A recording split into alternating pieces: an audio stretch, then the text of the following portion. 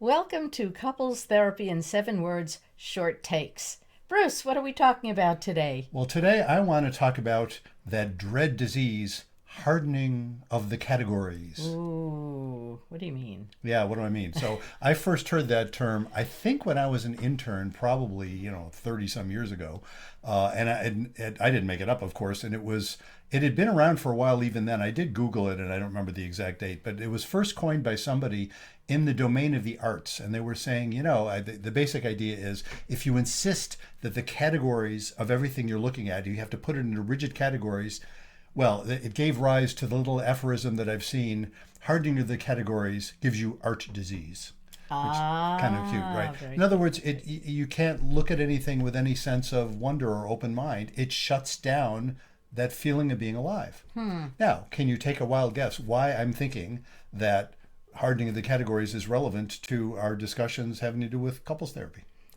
I think possibly because people get so rigid in their thinking that it has to be either or.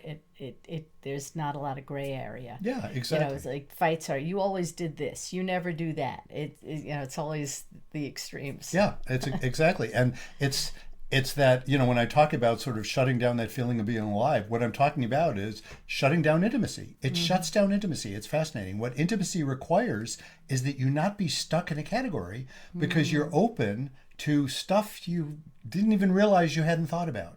An intimate conversation does that. You know what I hope our little short take here does for people watching this is get them to think, huh, rather than trying to categorize immediately every time I hear something, maybe there's something in there that I can think about that I hadn't thought about before.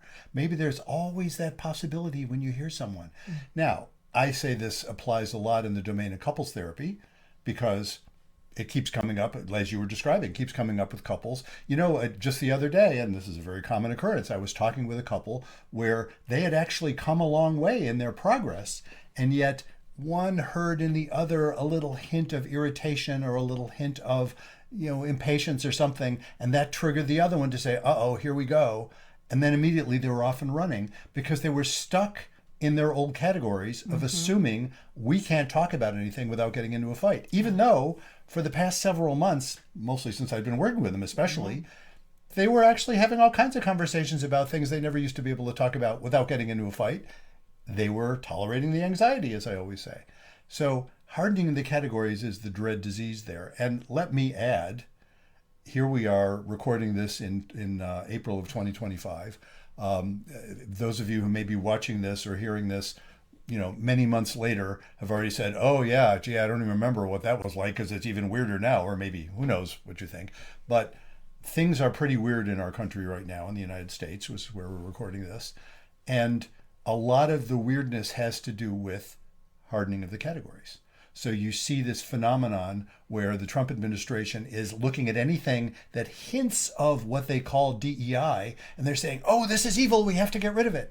And of course, on the other side, you see anybody that hints of anything that might challenge some of their, preciously held views on the left as opposed to the right, and think, oh, I can't listen to anything they're saying. They're those people.